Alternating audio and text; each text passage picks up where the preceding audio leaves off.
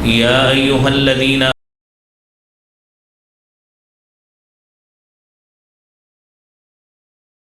أعمالكم ويغفر لكم ذنوبكم ومن يطع الله ورسوله فقد فاز فوزا عظيما.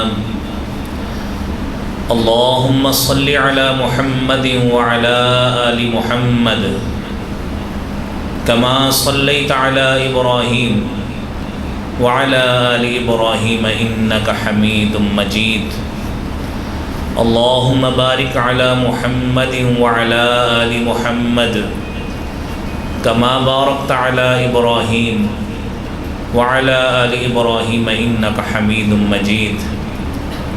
رب اشرح لي صدري ويسر لي أمري واحلل عقدة من لساني يفقه قولي. رب زدني علما سبحانك لا علم لنا إلا ما علمتنا إنك أنت العليم الحكيم. أما بعد إن أحسن الكلام كلام الله وأحسن الهدي هدي محمد صلى الله عليه وسلم وشر الأمور محدثاتها وكل محدثة بدعة وكل بدعة ضلالة الضلالة في النار. أعوذ بالله السميع العليم من الشيطان الرجيم. بسم الله الرحمن الرحيم. ومن أحسن قولا ممن دعا إلى الله وعمل صالحا وقال إنني من المسلمين. صدق الله العظيم. حمد و ثنا، تعریف و تمہید، حمد، کبریائی اور بڑائی اللہ رب العالمین کی ذات کے لیے ہے۔ درود و سلام امام کائنات، امام المرسلین، شفیع المذنبین اور رحمت للعالمین جناب محمد الرسول اللہ صلی اللہ علیہ وآلہ وسلم کی ذات اقدس پر۔ حضرات دی وقار، امت محمدیہ صلی اللہ علیہ وآلہ وسلم کا یہ خاصہ ہے، اللہ تعالیٰ نے اس امت کو یہ فضیلت اور خصوصیت عطا فرمائی ہے کہ کنتم خیر امت، تم بہترین امت ہو۔ یہ خصوصیت، فضیلت کا یہ پہلو یہ ہمیں ملا ہے تو جناب محمد الرسول اللہ صلی اللہ علیہ وآلہ وسلم کی نسبت سے ملا ہے۔ آپ علیہ الصلاۃ والسلام کو خاتم النبیین بنایا گیا، تاجدار ختم نبوت بنایا گیا، اور آپ علیہ الصلاۃ والسلام کو کئی ایسی خصوصیات عطا فرمائی گئی ہیں جو آپ سے پہلے کسی امت کو عطا نہیں کی گئی۔ اور جس طرح آپ کی یہ خاصیت ہے، اسی طرح آپ ہی کی نسبت سے اللہ رب العالمین نے اس امت کو بھی فضیلت اور خصوصیت سے نوازا ہے۔ اور وہ خصوصیت یہ ہے کہ کنتم خیر امت اخرجت للناس، تم بہترین امت ہو، تمہیں لوگوں کے لیے پیدا کیا گیا ہے۔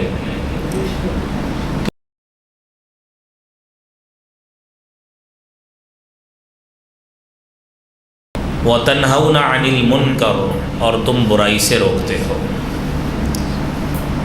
اللہ پر ایمان اور جناب محمد مصطفیٰ صلی اللہ علیہ وآلہ وسلم پر ایمان ہم سے اس بات کا تقاضا کرتا ہے کہ جب ہم سب نے اپنے آپ کو دائرہ ایمان میں اور دائرہ اسلام میں داخل کیا ہے اور اپنے آپ کو اللہ کے سامنے جھکانے کا عہد اور وعدہ کیا ہے، اور جناب رسول اکرم صلی اللہ علیہ وآلہ وسلم کو اپنا ہادی، رہبر اور مرشد مانا ہے، تو اس میں پھر کوئی دوسری رائے ایسی نہیں ہونی چاہیے، کوئی ایسا پہلو نہیں ہونا چاہیے کہ جو اللہ اور اللہ کے رسول صلی اللہ علیہ وآلہ وسلم کے اس دین کی دعوت پر غالب آ سکے۔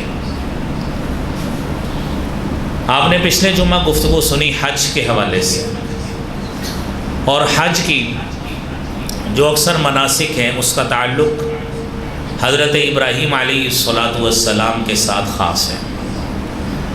بیت اللہ کی تعمیر ہی جو ہمیں قرآن کریم میں بتائی گئی ہے وہ ابراہیم علیہ السلام کی نسبت سے بتائی گئی ہے، جس کے گرد ہم چکر لگاتے ہیں، مقام ابراہیم پہ نفل پڑھتے ہیں، وہ نام ہی حضرت ابراہیم علیہ السلام سے موسوم ہے۔ صفا و مروہ کی سعی کی جاتی ہے، وہ بھی آپ کی بیوی ہی کی نسبت سے موسوم ہے، اور اسی یاد میں ہی ہم صفا اور مروہ کی سعی کرتے ہیں۔ اگر حج کے دیگر مناسک میں ہم جمرات کو کینکریاں مارنا بھی لے لیں تو وہ بھی ہمارا اسی کے سلسلہ کے ساتھ خاص ہے جو ابراہیم علیہ السلام کی سنت کو ہم یاد کرتے ہیں۔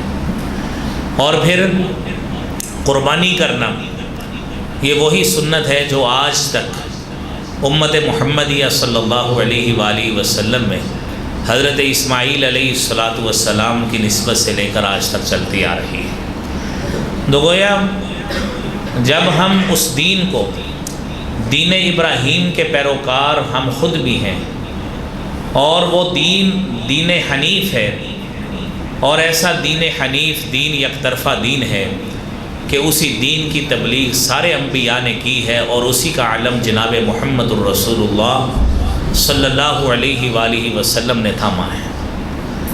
اب ہم سب لوگ آپ صلی اللہ علیہ وآلہ وسلم کے امتی ہیں۔ اس دین کا نقش اور وہ سیرت جو ابراہیم علیہ السلام سے کردار سے، آپ کے کردار و عمل سے ریفلیکٹ ہوتی ہے، وہاں سے منعکس ہوتی ہے، وہ ہمارے کردار سے بھی منعکس ہونی چاہیے۔ ابراہیم علیہ السلام سب سے بڑے داعی تھے، اللہ کے دین کی طرف بلانے والے تھے، اور اللہ کے دین کی طرف تبلیغ کرنے والے تھے۔ دنیا میں آپ دیکھیے ہر شخص نے دنیاوی اعتبار سے ایک ٹارگٹ اور ہدف رکھا ہے، وہ اس کی طرف بلاتا ہے۔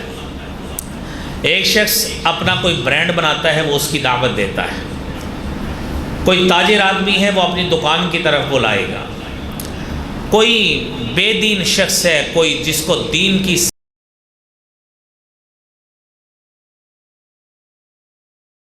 جہاد کی طرف بلاتا ہے۔ انبیاء علیہم السلام کا مشن یہ تھا، اور بالخصوص حضرت ابراہیم علیہ السلام کا مشن، اور آپ علیہ السلام کا وہ اصل طریق جو آپ نے ایسا ہمارے لیے ایک سیٹ کر دیا کہ اسی طریقے کو ہی، اسی اسوہ حسنہ کو بعد میں جناب رسول اکرم صلی اللہ علیہ وسلم نے بھی اپنا اسوہ حسنہ بنایا، اور وہی طریقہ آج بھی ہمارے اندر موجود کہ ہم ابراہیمی بن جائیں، ابراہیم علیہ السلام کی طرح داعی بن جائیں، آپ کی طرح دین کی طرف دعوت دینے والے بن جائیں۔ دنیا میں ہر شخص اپنے آپ کو بہتر کہتا ہے، اپنے کام کو بہتر کہتا ہے، اپنے عمل کو بہتر کہتا ہے، اپنے خاندان کو بہتر کہتا ہے، اپنی برادری کو بہتر کہتا ہے، اپنے مسلک کو بہتر کہتا ہے، اپنی سیاسی پارٹی کو بہتر کہتا ہے، اپنی گروہ بندی جتھے بندی کو بہتر کہتا ہے۔ لیکن میرے بھائیوں، جس کام کو اللہ رب العالمین بہتر کہتے ہیں وہ کیا ہے؟ وَمَنْ أَحْسَنُ قَوْلًا مِّمَّنْ دَعَا إِلَى اللَّهِ وَعَمِلَ صَالِحًا وَقَالَ إِنَّنِي مِنَ الْمُسْلِمِينَ۔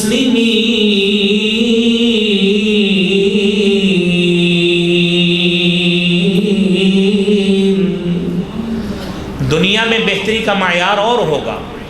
میرا رب کہتا ہے من احسن قولا ممن دعا الی اللہ، اس سے بہتر کون ہو سکتا ہے، اس سے اچھا کون ہو سکتا ہے؟ ممن دعا الی اللہ، جو اللہ کی طرف دعوت دیتا ہے۔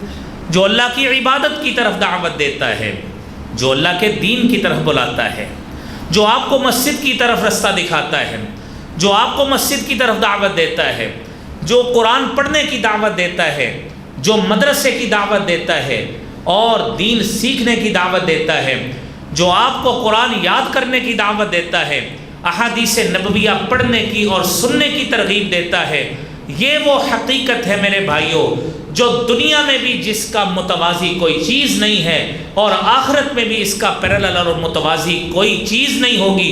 یہی سب سے بہتر اس وقت بھی تھا جب ابراہیم علیہ السلام نے دین کی تبلیغ کی، اور جب جناب محمد مصطفیٰ صلی اللہ علیہ وآلہ وسلم نے اپنے مشن محمدی کی، اپنے دین محمدی کی تبلیغ کی، اس وقت اس سے بہتر کوئی مشن نہیں تھا۔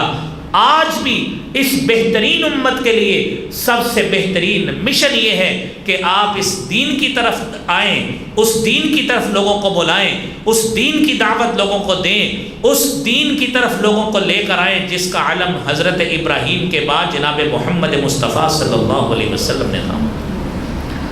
اور قرآن کریم میں دو انبیاء ہی ملیں گے جن کی زندگی کو، جن کی سیرت کو اللہ رب العالمین نے اسوہ حسنہ قرار دیا ہے۔ انبیاء کی تعداد بہت ہے اور تاریخی روایات کے مطابق تقریباً 1,24,000 انبیاء ہے، اور اس میں 315 وہ رسول ہیں جن کو اللہ تعالیٰ نے صاحب شریعت بنایا ہے، جن پہ کتابیں یا صحیفے نازل کیے۔ لیکن یہ ساری باتیں ایک طرف، اگر یہ اسوہ حسنہ کا اعزاز ملا ہے، قرآن کریم میں ان دو انبیاء کا بیان کیا ہے۔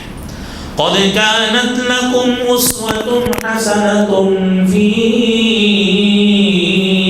إِبْرَاهِيمَ وَالَّذِينَ مَعَهُ إِذْ قَالُوا لِقَوْمِهِمْ إِنَّا بُرَآءُ مِنكُمْ وَمِمَّا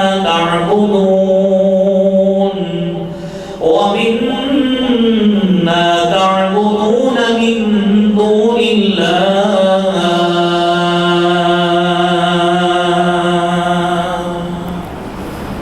ابراہیم علیہ السلام کی سیرت کو اسوہ حسنہ، بہترین نمونہ قرار دیا۔ کیسے؟ اس میں سے ایک عمل کی طرف نشاندہی۔ اذ قالوا لقومہم انا براء منکم، ابراہیم نے کہا اپنی قوم سے میں تم سے بری ہوں، تم سے بھی بری ہوں، تمہارے عمل سے بھی بری ہوں، کیونکہ تمہارا عمل وہ عمل ہے جس عمل کی اللہ تعالیٰ نے میری طرف رہنمائی اس انداز سے کی ہے کہ تم شرک کی طرف گامزن ہو۔ یہ عمل میرے بھائیوں، یہ اسوہ حسنہ ہم سے یہ تقاضا کرتا ہے، ابراہیم کا بھی، اور پھر جناب محمد مصطفیٰ صلی اللہ علیہ وسلم کا اسوہ حسنہ۔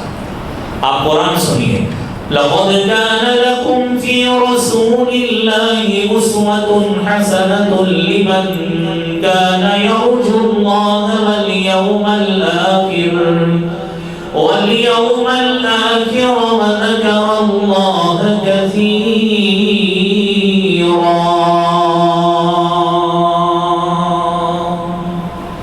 تمہارے لیے رسول کریم صلی اللہ علیہ وآلہ وسلم کی زندگی میں بہترین نمونہ ہے۔ آپ دیکھیے ان دونوں کی مماثلت اسوہ ابراہیمی میں بھی اور اسوہ محمدی میں بھی۔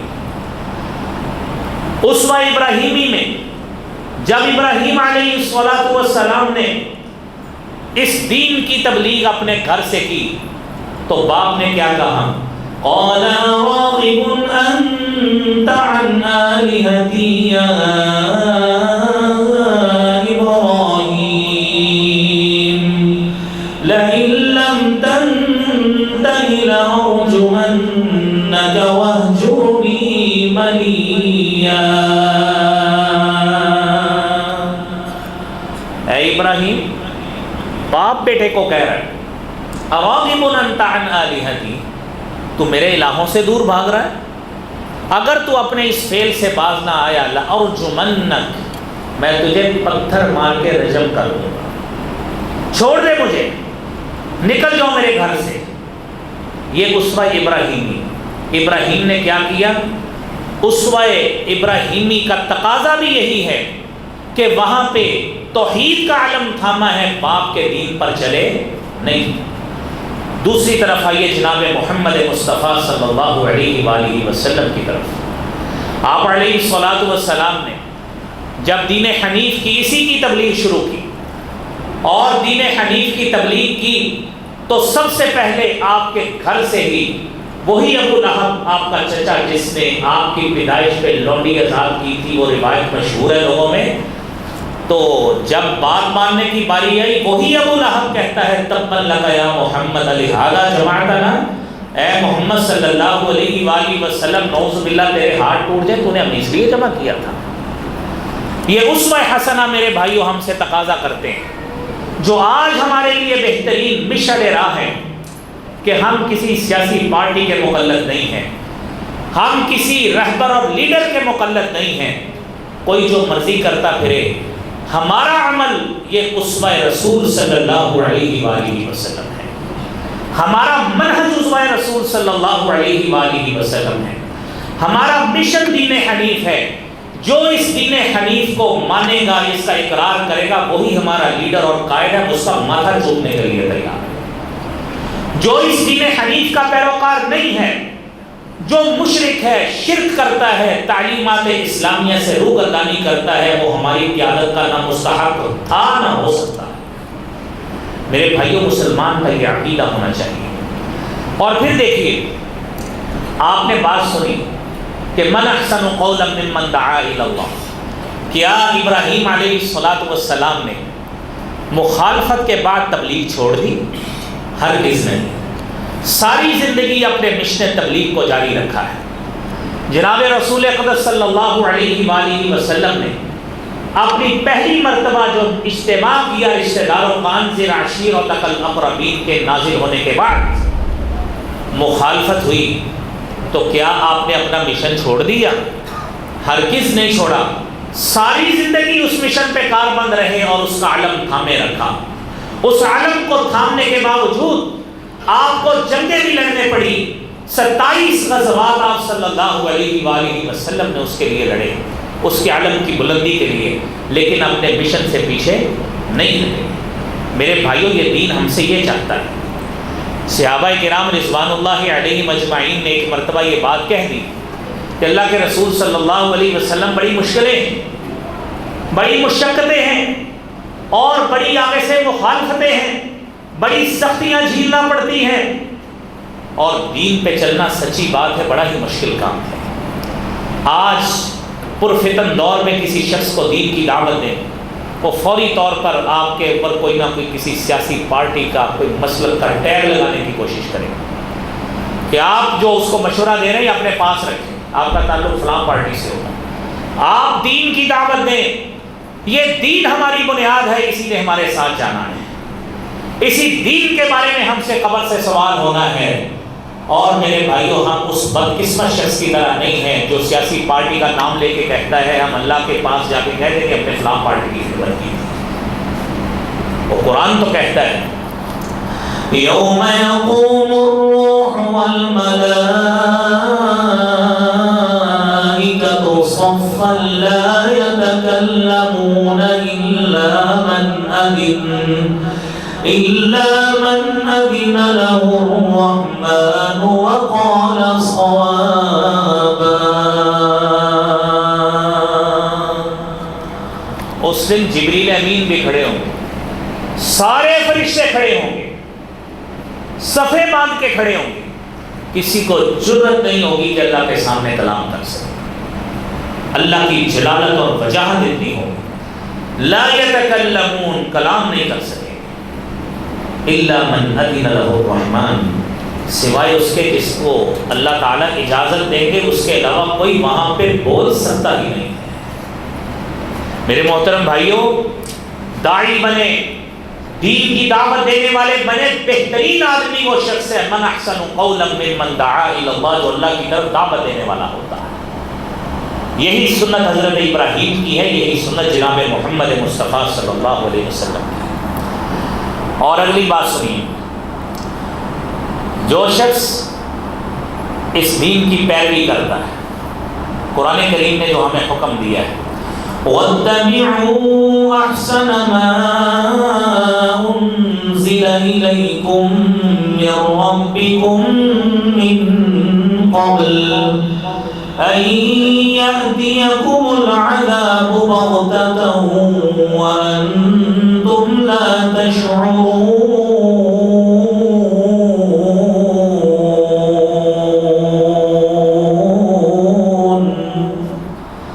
اس اچھی چیز کی پیروی کرو جو آپ کی طرف نازل کیا گیا ہے. ہمارے پاس تو بھائیو خزانہ ہی وہ ہے. اللہ نزل احسن الحدیث کتابا، سب سے بہترین کتاب اللہ تعالیٰ نے ہمارے لیے نازل کی ہے. جب سب سے بہترین کتاب نازل کی ہے تو قرآن کہتا ہے اتبعوا احسن ما انزل الیکم من ربکم، جو تمہارے رب کی طرف سے بہترین چیز نازل کی گئی ہے اس کی پیروی کرو.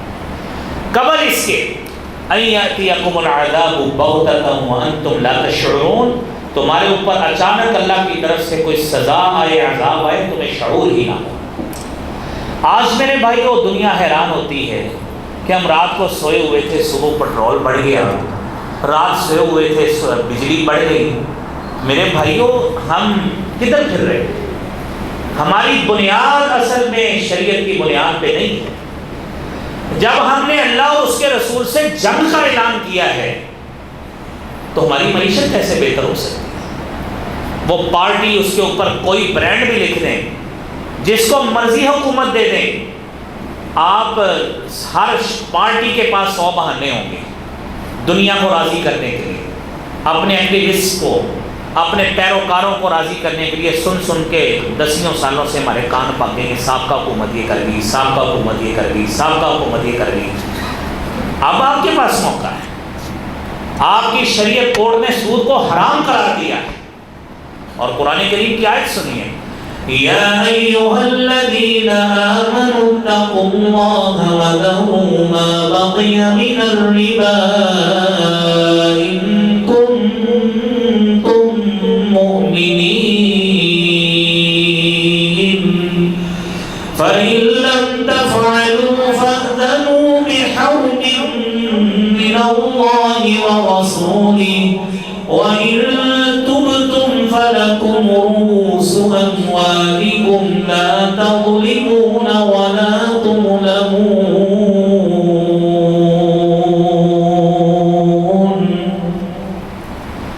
یہ میرے بھائیوں ہمارے سارے سیاسی قائدین یہ سود کے پیکج لینے کے لیے، سود کے اوپر قرضے لینے کے لیے اس اسلامی مملکت کو جس کی بنیاد لا الہ الا اللہ تھی، آج جس کو 75 سال گزر چکے ہیں، ابھی تک اس کو اس سود سے پاک نظام نہیں مل سکتا. جب قرآن کہتا ہے اس کو چھوڑ دو، نہیں چھوڑو گے تو اللہ اور اس کے رسول سے جنگ کے لیے تیار ہو جاؤ. اب جنگ کیسی ہونی ہے؟ وہ جنگ ہر شخص، آپ کسی کے ساتھ بات کر کے دیکھیں، ہمیں برداشت اتنی بڑھ گئی وہ آپ کو مارنے کو تلتا ہے، اس سے بڑی اور کیا جنگ ہو. آپ کسی کی سائڈ لینے کی کوشش کریں گے. یقینی بات ہے ہم معاشرے میں رہتے ہیں کہ ہر شخص کی برادری ہے، قبیلہ ہے، وابستگی ہے کسی سے، وہ بات کرتا ہے. یہ قرآن کی آیت آپ نے سنی، اتبعوا احسن ما انزل الیکم من ربکم، آپ اس کی پیروی کریں. جب ہم قرآن کی پیروی نہیں کر رہے، ہم اس کی اتباع ہی نہیں کر رہے، ہم نے تعلیمات الہیہ پشت ڈالا. جب پسے پشت ڈالنا ہے تو ہم کیوں روتے چیختے ہیں؟ ہمارے ساتھ بھی یہی کچھ ہو رہا ہے. اور آپ نمازی حضرات ماشاءاللہ، آپ میں بڑا درد دل ہوگا، بڑا دل کر رہا ہوگا کہ میرے ملک کی معیشت سود سے پاک ہو جائے، لیکن نہ میرے اختیار میں ہے نہ آپ کے اختیار میں. سورہ انفال کو سنیے، وَاتَّقُوا فِتْنَةً لَا تُصِيبَنَّ الَّذِينَ ظَلَمُوا مِنكُمْ خَاصَّةً وَاعْلَمُوا أَنَّ اللَّهَ شَدِيدُ الْعِقَابِ.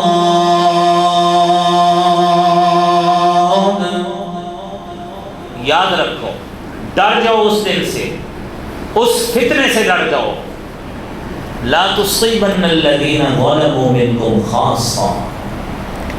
جب یہ آزمائش آئے گی یہ تمہیں خاص لوگوں کو نہیں پہنچے گی، اس میں سارے ہی رگڑے جائیں گے۔ آپ کے ساتھ بھی وہی سلوک ہے، آپ کے گلی محلے کے ساتھ بھی وہی سلوک ہے، مسجد کے نمازی جائیں تب بھی ان کے ساتھ وہی سلوک ہے۔ نیک سے نیک آدمی چلے جائے، پیٹرول، بجلی اور ڈیلی کموڈیٹیز اس کو بھی اسی پرائس میں ملے گی جس طرح ایک امیر آدمی کو ملتی ہیں۔ میرا رب کہتا ہے جب تم نے اس سے روگردانی کی ہے، اتباع نبوی کو، اتباع الہی کو چھوڑا ہے، ایسا فتنہ اور آزمائش اترے گی، پھر تمہارے خاص لوگ متاثر نہیں ہو گئے، سارے اس میں رگڑے جائیں۔ کوئی شخص کہہ سکتا ہے کہ نہیں جی نہیں، مجھے تو اس سے ہٹ کر بڑے بینیفٹس مل رہے ہیں، جو ریاست کے عام لوگوں کو مل رہے ہیں اس سے ہٹ کر بڑے لوگوں کو مجھے سب سے ہٹ کر مل رہے ہیں۔ نہیں، سارے لوگ اس میں پکڑے گئے، اس فتنہ اور آزمائش کا شکار سارے لوگ ہوئے، نیک لوگ بھی ہوئے، نمازی بھی ہوئے، روزے دار بھی ہوئے، اور تہجد گزار بھی ہوئے، حج کرنے والے بھی ہوئے، نیک سے نیک عمل کرنے والے بھی ہوئے۔ بنیاد کیا تھی کہ ہم نے دین الہی کو چھوڑا ہے، اس سے روگردانی کی ہے۔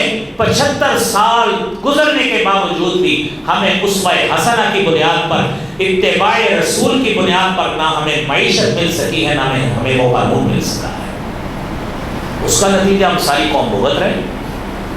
کسی کو کوسنے کی بجائے، کسی کے ساتھ لڑنے بھڑنے کی بجائے اپنے اندر نفس تلاش کیجیے، یہ ہمارا مسئلہ ہے، یہ ہماری بنیاد ہے کہ ہم سب لوگوں نے اللہ اور اس کے رسول سے جنگ کا اعلان کیا ہے اور انہی کی معاملت کی ہے، لہذا وہ مصیبت ہمارے سر پڑی ہے۔ تو میرے بھائیوں، اگلی بات سنیے، ان حالات میں بہتری کیسے ہو سکتی؟ میں نے آپ سے بات کی کہ ہم نے بہتر سے بہتر بننا ہے، یہ تو ضمناً بات آ گئی کہ ہمارے ساتھ سلوک ہی اس وجہ سے ہو رہا ہے، ہم ایک دوسرے کے دستوں گریباں اس وجہ سے۔ آج آپ سفر کریں، آپ کو سواریاں اپنے بس کنڈکٹر، ویگن، رکشے والے کے ساتھ بحث کرتے نظر آئیں، پیٹرول پمپ پہ چلے جائیں اور جو فلر ہے اس کے ساتھ بحث کرتے نظر آئیں، اور ہر شخص ایک دو گالیاں نکالے گا، 100 200 400 کا تیل ڈلوائے گا، آگے چلا جائے گا۔ تو ہم نے وہاں پہ کھڑے ہو کے گالیاں نکالی، وہ کس لیے نکالی، کس کو گئی، اس چیز کا ہمیں علم نہیں، تربیت نہیں۔ تو خیر، یہ سارا وہ تاسف ہے، وہ افسوس ہے جو ہم نے خود جس کو ہم نے بویا ہے، اب ہم نے اس کی کاشت کر دی۔ تو اس وقت سے لے کر بھائیوں ابھی تک یہی سلسلہ ہے۔ تو کام جو ہمارے کرنے والے، دیکھیں اس کیفیت میں کوئی شخص ڈپریشن کا مریض، کوئی ٹینشن کا مریض، کوئی بی پی کا مریض، کوئی شوگر کا مریض، ہم کم از کم یہ کام تو کر جائیں کہ جاتے ہوئے جب ہم اللہ کے پاس پہنچے تو سرخ روح ہو کے پہنچے، اللہ ہم اپنی اولاد کو، اپنے گھر والوں کو بڑی اچھی تربیت دے کر آئے ہیں، ہم نے اپنی اولاد کو بڑا نمازی دیندار بنا دیا ہے، ان کو ہم نے اسوہ حسنہ ایسا سکھا دیا ہے، اسوہ ابراہیمی بھی سکھایا، اسوہ رسول صلی اللہ علیہ وسلم بھی سکھایا ہے کہ انشاءاللہ ہمارے بچے اللہ میں ایسی کیفیت میں چھوڑ کے آیا ہوں کہ اب وہ بچے انشاءاللہ معاشرے کے بہترین فرد اس انداز میں بنیں گے کہ میں نے باپ ہونے کے ناطے ابراہیم علیہ السلام کی سیرت کو اپنا کے ان کی بڑی اچھی تربیت کی۔ کیسی تربیت کی آپ تصور کریں، ابراہیم علیہ السلام بھی باپ تھے، انہوں نے اپنے بیٹے کی کیسی تربیت کی۔ پہلی بات، اپنی اولاد کو اس کے لیے مسکن ڈھونڈ رہے ہیں، جائے پناہ ڈھونڈ رہے ہیں۔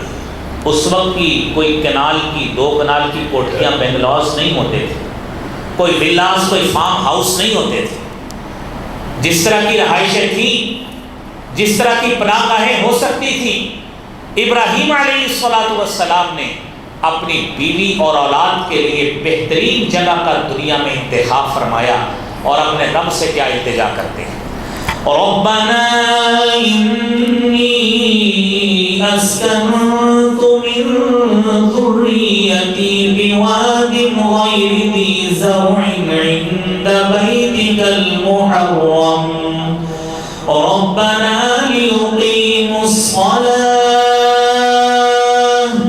فاجعل أفئدة من الناس تهوي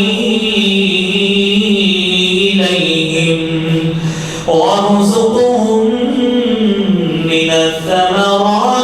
لعلهم يشكرون۔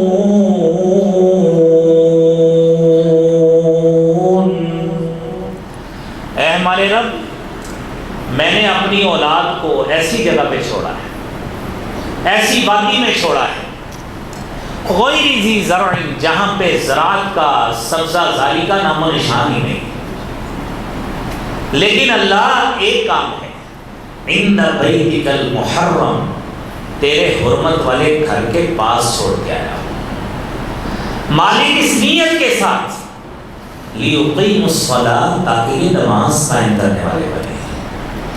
آج اگر باپ کے سوچتا ہے کہ میں اپنے بچے کو جگہ وہاں پہ لے کے دوں، ذرا پراپرٹی کا ریٹ بھی ذرا بڑھے، مسجد خیر نہیں بھی ہے تو کون سا مسئلہ ہے، گاڑیاں ہیں، بچے جا کے نماز پڑھ لیں گے۔ آپ دور مکان لے کے دیکھیں بچے کتنی نماز پڑھتے ہیں، کتنے نمازی بنتے ہیں۔ یہ اسوہ ابراہیمی ہے، یہی اسوہ رسول صلی اللہ علیہ وسلم ہے کہ گھر کا بھی انتخاب کیا، اولاد کے لیے رہائش کا انتخاب کیا، یہ نہیں دیکھا یہاں پہ دنیا کی سہولیات ہے کہ نہیں ہے، بڑی مارکیٹ ہے کہ نہیں ہے، یہاں پہ ان کے لیے دنیاوی فیسلٹیز موجود ہیں کہ نہیں ہیں، ان کے لیے بڑے مارٹس موجود ہیں کہ نہیں ہیں۔ اللہ ایک ہی چیز دیکھی ہے کہ تیرا گھر ہے اور مقصد یہ ہے لیقیموا الصلاۃ، تاکہ یہ نماز قائم کرنے والے ہوں۔ میرے بھائیوں، ہم اپنے طور پہ یہ تو سرخرو ہو سکتے، پیٹرول کو کم کرنا ہمارے بس کی بات نہیں ہے، بجلی کے نرخ کو، ٹیرف کو کم کرنا میرے بس کی بات نہیں ہے، آپ کے بس کی بات نہیں ہے۔ جو ہم اللہ کے سامنے واسطے دے کر، یہ التجا نیک عمل کا واسطہ، صحیح بخاری کی حدیث ہے کہ آپ نیک عمل کا واسطہ اللہ رب العالمین کے ہاں پیش کر کے گناہوں سے طائب ہو سکتے ہیں۔ اللہ یہ مشکلات، مشکلیں تم سے ویسے ہی دور کر دیں گے، لیکن وہ اتنے نیک عمل اتنے خلوص سے کیے ہوں کہ وہ واقعتاً اللہ کے راہ میں پیش کرنے کے قابل۔ تو پہلی بات یہ، اپنی اولاد کے لیے بہترین جگہ مسجد کا ارد گرد، مقصد یہ کہ بچے نماز پڑھنے والے بنے، اور ساتھ اللہ سے دعا بھی کر رہے ہیں، فَاجْعَلْ أَفْئِدَةً مِّنَ النَّاسِ تَهْوِي إِلَيْهِمْ، اللہ میں تجھ سے التجا کرتا ہوں کہ لوگوں کے دلوں کو اس گھر کی طرف مائل کر دے، مائل کر دے اس گھر کی طرف۔ اور آج دیکھیں میرے بھائیوں کہ آج دنیا میں وہ شخص مسلمان جس کے پاس وسائل کی انتہائی تنگ دستی ہوگی، لیکن خواہش اور تمام موجود ہے، اللہ تو مجھے وسائل دے، میں اڑ کر تیرے گھر میں پہنچ جاؤں، کسی نہ کسی طرح مجھے وہاں پہ لے کر چلے جاؤں۔ اور ابراہیم کی تیسری دعا ساتھ، وَارْزُقْهُم مِّنَ الثَّمَرَاتِ، اللہ اس علاقے کو پھلوں کے رزق سے مالا مال کر دے۔ اور آج تصور کریں، وہ علاقہ وہ ہے جہاں پہ زراعت کا نام و نشان بھی نہیں ہے، دعائیں ابراہیمی موجود ہیں، دعائیں ابراہیمی موجود، کہ آج دنیا کا کوئی پھل نہیں ہے جو آپ کے ان حرمین کی زمین کی سعادت نہیں ہے، زینت نہیں ہے، ہر پھل آپ کو وہاں پہ ملے گا۔ یہ کیا ہے؟ یہ آپ دیکھیے، اقبال نے کہا تھا نا، یہ فیضان نظر تھا یا کہ مکتب کی کرامت تھی، سکھائے کس نے اسماعیل کو آداب فرزندی، کہ اسماعیل اس وقت بھی جب بچپن میں تھا وہ بھی ماں کے ساتھ رہا، جب جوانی میں پہنچا تو باپ نے کہا کہ میں نے نیند میں آپ کو قربان کرتے دیکھا ہے، تو بیٹا فوری طور پہ تیار ہو گیا۔ تربیت کا یہ اثر ہوتا ہے، جب نہ بچپن سے تربیت کی، نہ لڑکپن میں کی، نہ بڑے ہو کر کی، نہ اسوہ ابراہیمی اپنایا، نہ اسوہ رسول اپنایا، جب اولاد جوان ہو جائے گی، کدھر مسجد، کدھر نماز، کدھر بابا جی، کدھر حاجی صاحب، کدھر بچہ اولاد جوان کدھر ہے، کوئی پتہ نہیں ہے۔ میرے بھائیوں، دوسرا نقطہ، اولاد کے لیے دعا کا ہتھیار میرے بھائیوں کبھی نہیں چھوڑنا، یہ اسوہ ابراہیمی ہمیں سکھاتا ہے۔ ابراہیم علیہ السلام اللہ سے دعا خود کرتے ہیں، رَبَّنَا وَاجْعَلْنَا مُسْلِمَيْنِ لَكَ وَمِن ذُرِّيَّتِنَا أُمَّةً مُسْلِمَةً لَكَ وَأَرِنَا مَنَاسِكَنَا وَتُبْ عَلَيْنَا إِنَّكَ أَنتَ التَّوَّابُ التواب الرحیم۔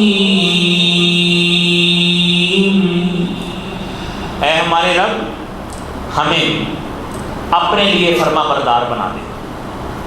وَمِن ذُرِّيَّتِنَا، اللہ ہماری اولاد میں سے بھی ایسے گروہوں کو پیدا کر دے جو خالص تیرے لیے فرما بردار ہوں۔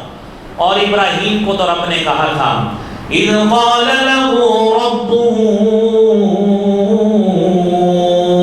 اسلم، ابراہیم متی ہو جاؤ۔ قال اسلمت لرب العالمین، اللہ میں متی ہو گیا۔ جو آزمائش پہ اللہ تعالیٰ نے ابراہیم کو اتارنا چاہا، ابراہیم اس پہ پورا ہو گیا۔ بطور باپ دوسری ذمہ داری اپنی اولاد کے لیے دعا کریں۔ صرف باپ نہیں، بچے کی ماں بھی دعا کرے۔ والدین اپنی اولاد کے لیے نیک سیرت بنانے کے لیے، جہاں پہ ہم ان کی اچھی تعلیم کے لیے دعا کرتے ہیں، اچھے کاروبار کے لیے دعا کرتے ہیں، اس کے لیے اچھا لائف پارٹنر ڈھونڈنے کی دعا کرتے ہیں، اپنے بچے اور بچی دونوں کے لیے میرے بھائیوں کہیں یہ بھی دعا کر لیں کہ اللہ جس طرح ابراہیم نے اپنی اولاد کے لیے فرما بردار اور مطیع ہونے کی دعا کی تھی، اے مالک، اے رب العالمین، میں بھی تجھ سے اپنی اولاد کے لیے اسی طرح ہی تیرے دین کا، تیرے نبی کا مطیع اور امتی بہترین ہونے کی تجھ سے التجا کرتا ہوں۔ یہ دعا کیجیے، انشاءاللہ سنت بھی پوری ہوگی اور انشاءاللہ اولاد سے نفع بھی شروع ہو جائے گا۔ تیسری بات میرے بھائیوں، اولاد ہے، اولاد سے پیچھے رہ کر، اولا رکھ کر کبھی کام مت کیجیے۔ جوان اولاد ہے، اچھے کاموں میں مشاورت کرنی چاہیے۔ ابراہیم نے بھی خواب دیکھا تھا، باتیں وہی ہیں جو آپ نے علماء سے پہلے بھی سنی ہیں، لیکن یہی وہ ذبح کا واقعہ، باپ نے آ کر کیا کہا، یا بنی انی ارى فی المنام انی اذبحک فانظر ماذا ترى، قال یا ابت افعل ما تؤمر ستجدنی ان شاء اللہ من الصابرین۔ بیٹا میں نے تو تجھے خواب میں ذبح کرتے تجھے دیکھا ہے، فانظر ماذا ترى، بیٹا دیکھیے بتاؤ کیا مشورہ دیتے ہو۔ جب بیٹے کو عزت دی، باپ نے بیٹے کو عزت دی، تو بیٹا بھی آگے سے کہتا ہے یا ابتی افعل ما تؤمر، ابا جان جیسے آپ کو حکم ہے، جس طرح حکم آپ نے دیا ہے کر گزریے، آپ مجھے انشاءاللہ صبر کرنے والوں میں سے ہیں۔ اولاد کو مشورے میں شامل کیجیے۔ اور میرے بھائیوں چوتھی بات، جب بھی نیک کام کریں اولاد کو ساتھ اس کام میں شرکت کروائیں۔ آپ نماز پڑھنے جا رہے ہیں، بچے کو ساتھ لے کر جائیں۔ قرآن پڑھنے بیٹھے ہیں، یہ سارے کام اس وقت ہوں گے جب ہم خود کریں گے۔ جب ہم خود نیکی نہیں کریں گے، کوئی نیکی کی طرف خود رغبت نہیں رکھیں گے، ہماری اولاد کیسے کرے گی؟ دنیا میں نبی کریم صلی اللہ علیہ وآلہ وسلم نے فرمایا احب البلاد الی اللہ مساجدها، روئے زمین پر سب سے بہترین جگہیں اللہ کی مساجد ہیں۔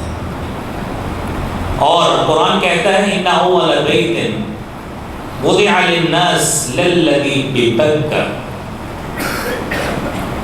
بہترین پہلا گھر جو لوگوں کے لیے روئے زمین پہ بنایا گیا وہ مکہ مکرمہ میں بنایا گیا ہے، جس کو بیت اللہ کہتے ہیں، مسجد الحرام کہتے ہیں۔ اب اس کی تعمیر کی باری آئی تو ابراہیم نے اکیلے بھی کام کر سکتے تھے، لیکن بیٹے کو ساتھ شامل کیا۔ وَإِذْ يَرْفَعُ إِبْرَاهِيمُ الْقَوَاعِدَ مِنَ الْبَيْتِ وَإِسْمَاعِيلُ رَبَّنَا تَقَبَّلْ مِنَّا إِنَّكَ أَنْتَ السَّمِيعُ الْعَلِيمُ۔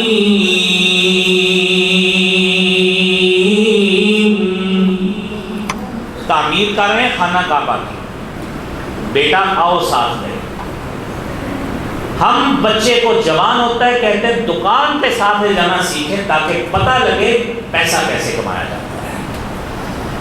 کبھی ذہن میں یہ سوچ آئی ہے بچے کو ساتھ مسجد میں لے کے جائیں، پتہ لگے خشوع و خضوع والی عبادت کیسے کی جاتی ہے،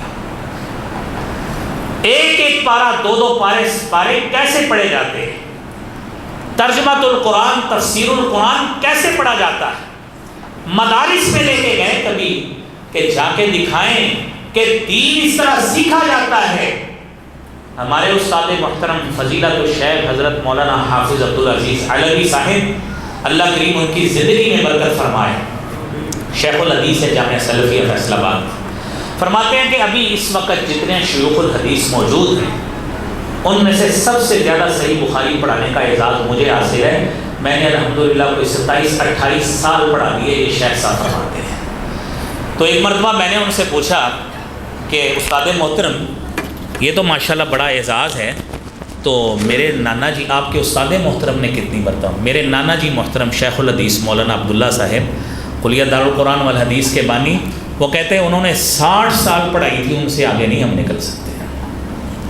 میرے نانا جی محترم، اللہ رب العالمین نے ہماری خاندان کو یہ شرف بخشا ہے کہ 1 سال نہیں، 10 سال نہیں، 20 نہیں، 30 نہیں، 60 سال ماشاءاللہ بخاری پڑھائی ہے۔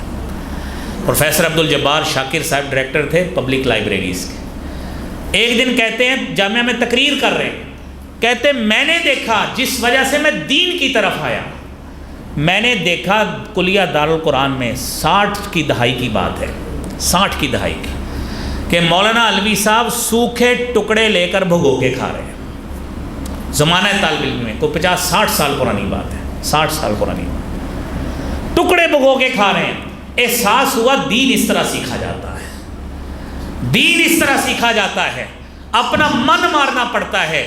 اپنی اولاد کو جس طرح ہم کاروبار سکھاتے ہیں یہ باتیں سکھائیں، یہ بھی بتائیں ساتھ کہ بیٹا جن سے علماء سے آپ متاثر ہیں، جن کے کلپ بار بار نکال کے سنتے ہیں، ان کا بچپن اس طرح قسم پرسی کے عالم میں گزرا تھا۔ دین اس طرح سیکھا جاتا ہے، دین اس طرح سیکھا جاتا ہے۔ یہ محنتیں وہ رنگ لاتی ہیں کہ آج علماء کرام کی محبت اللہ نے دل میں ڈالی کہ لوگ ہزاروں نہیں لاکھوں علماء کو سننے کے لیے تیار ہیں۔ یہ 4 نکات آپ نے سنے، باقی باتیں انشاءاللہ پھر کریں گے۔ اللہ کریم مجھے بھی آپ کو بھی ہم سب کو اسوہ حسنہ، اسوہ ابراہیمی، اسوہ رسول صلی اللہ علیہ وسلم اپنانے، اور کم از کم یہ جو 4 نکات آپ سب نے آخر میں سنے ہیں ان کو بطور والدین اپنی اولاد کے لیے بہتر نمونہ بنانے کی توفیق عطا فرمائے۔ وآخر دعوانا الحمدللہ رب العالمین۔